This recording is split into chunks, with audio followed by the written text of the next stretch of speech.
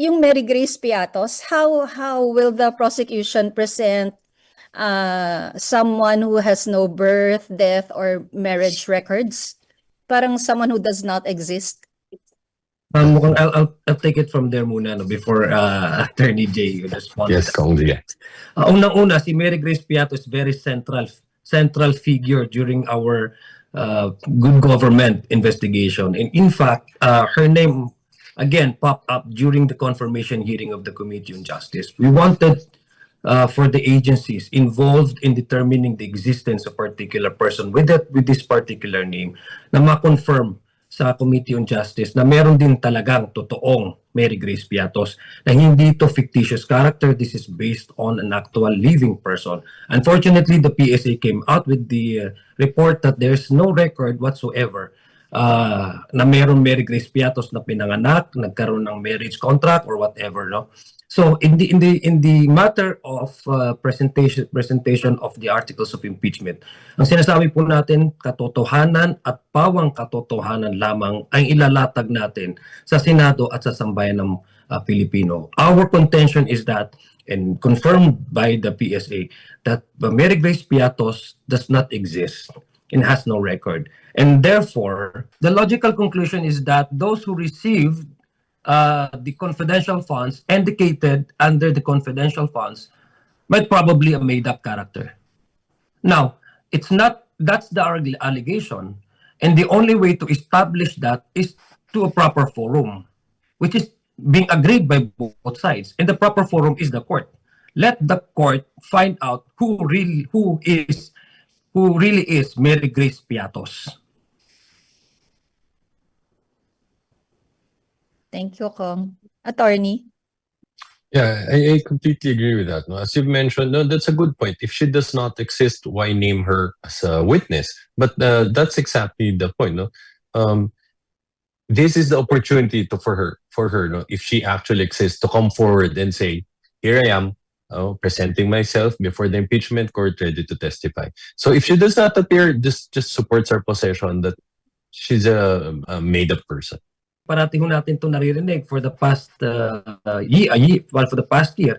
So, let's see kung meron talagang tao na mag-appear before the court na ako si Mary Grace Piatos. Excited po tayong lahat para once and for all, mapatunayan po natin na ma-establish itong identity na ito na hindi puros haka-haka. Na yun naman po talaga yung allegation natin na ang confidential funds ay natanggap ng mga haka-haka, gawa-gawang pangalan. Yung kay Mary Grace Piatos nga po, again, ito sinasabi po ng iba, confidential nga po to. I mean, maybe alias nga po siya, baka isa po siyang informant. Hindi po ba maka-danger po sa taong pangalan ay Mary Grace Piatos sa lumabas po siya? Kasi yun nga po, I mean, baka nga po lumabas siya, bigla na lang po siyang patay ng mga nagturo sa kanya. Hindi po ba nakaka-dangerous po yun na ilalabas po si Mary Grace Piatos out in the open and baka siya naman po yung maging target ng mga pinuro niya? In the interest of transparency and accountability, it will not be a danger to this government to strengthen that. No?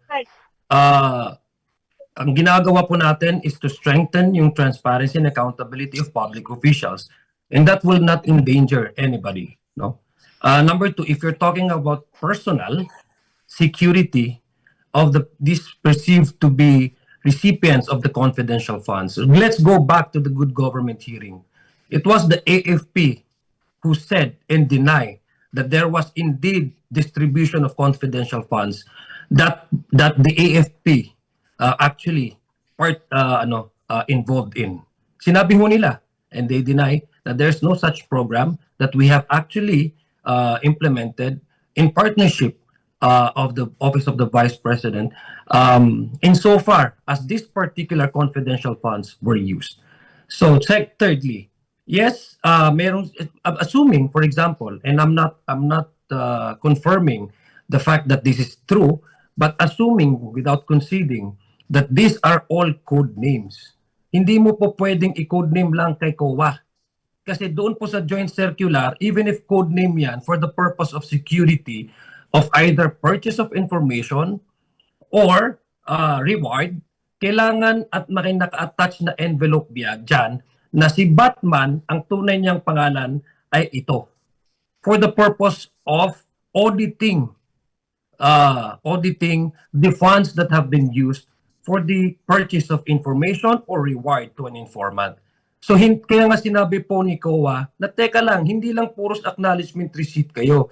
In fact, very clear po sa joint circular na bago yung acknowledgement receipt, halimbawa lang, ay dapat may nakalakip dyan na attachment na nakasobre na yung custody ng sobre na yan dapat classified at diretso binibigay yan sa ICFAO. So in the interest of public, in the interest of yung publiko, I don't see any reason why this will strengthen the democratic processes na ini-establish po ng ating proseso, no? Kasi ang sinasabi po natin dito ay ang pagpapalakas sa gobyerno ay isa po sa mga prinsipyo ng transparency at accountability ng isang opisyal. Attorney, may dadagdag po kayo? No, I think that was properly addressed already by Kongzi. Yeah. Ano lang, if ever man kunyari, lumapit po sa inyo yung nagkilalang Mary Grace Piatos and sinabi niya, katatakot po ako, I'm threatened po for my life, would you give that person security? Kong, Adjong? Red, aren't you Red, as a taxpayer, I'll ask you this, not just na journalist, as a taxpayer, aren't you also intrigued kung sino si Mary Grace Piatos? Ayaw mo ba siyang malaman? Well, Kong, Hindi mo ba ayaw mo siyang makilala? No? Gusto natin kasi ma-establish yung kanyang identity na ito lang sa paraan na naayon sa saligang batas at sa due process. No? So, sa amin lang pong palagay, kung kami pong tatanungin nyo, wala ho talagang Mary Grace Piatos. Yun naman po yung allegation natin, wala hong Mary Grace Piatos. Now, if they can provide, I think the defense is in best position to provide that person with that kind of name. No? Para once and for all, itong allegation na confident, itong pangalan na Mary Grace Piatos ay sa aming palagay sa prosecution panel ay gawa-gawa lamang, haka-haka. The only way for us to establish whether this person really do exist, despite the fact that the PSA also came out with a report that there's no such person with that name existing, is the court. I think all of us, no, even you, Red, I don't know how you would approach this, but even you deserve to know who is Mary Grace Piatos because you've been paying your taxes. And the confidential funds is actually the tax na binabayaran ng ating taong bayan. Balik tayo kay Mary Grace Piatos. So, inilista niyo siya as a witness. Ano yun? Yung sumulat ng Mary Grace Piatos siya yun? Or...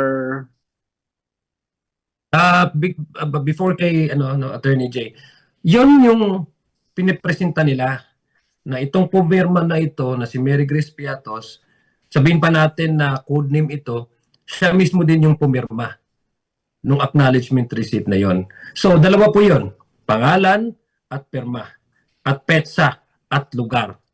No? So, ang sinabi po ng NBI, kung babalikan po natin yung confirmation hearings, nagkaroon po kasi ng sampling ng mga acknowledgement receipts. So, tinest po ito ng forensic experts yung specimen signatures doon sa acknowledgement receipts. And they derived into a conclusion na mukhang ang pumirma nitong mga acknowledgement receipts ay iisang tao. So, andun yung issue ng one, tunay ba si Mary Grace Piatos? Pangalawa, kung tunay ba siya ba talaga yung pumirma ng acknowledgement na yan? Pangatlo, yung halimbawa lang, kasi dudugtong ko na, hindi lang actually si Mary Grace Piatos. Si Mary Grace Piatos ay lead actress. May lead actor din, si Kokoy Villamin. Si Kokoy Villamin, sa confidential funds, ay nakatanggap po siya na acknowledgement receipt sa opisina ng Vice President, pati na rin sa Department of Education. Nakita po natin si Kokoy Villamin ay tumanggap ng acknowledgement receipts, pero yung kanyang pirma ay magkaiba. Pareho po yung petsa at yung pangalan, pero magkaiba yung kanyang pirma. Ang tanong, may tunay ba yung Kokoy Villamin? Kung tunay ba, nakatanggap pa siya ng confidential funds sa magkaibang lugar? Pangalawa, pangatlong tanong ay sa kanya ba itong mga pirma na ito? Bakit hindi magkatugma yung pirma niya doon sa confidential funds na tinanggap niya di umano sa opisina ng Vice President at yung tinanggap niyang confidential funds doon sa opisina ng Department of Education?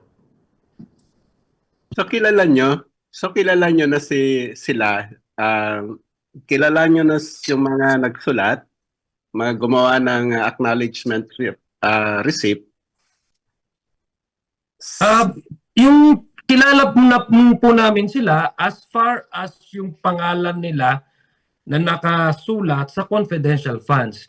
Kaya nga po gusto natin ang taong bayan at ang korte na malaman kung tunay itong taong ito, si Mary Grace Piatos at si Kokoy Villamin. Kung tama ba na mayroong ganong klaseng tao na nagngangalan. Kung sabi naman nilang codename, okay, codename, pero asan po yung mga attachment para ang ICFAO, ang COA, ay malaman nila at masuri nila na itong codename na ito ay ito ang tunay niyang pangalan at tama yung paggasta ng confidential funds.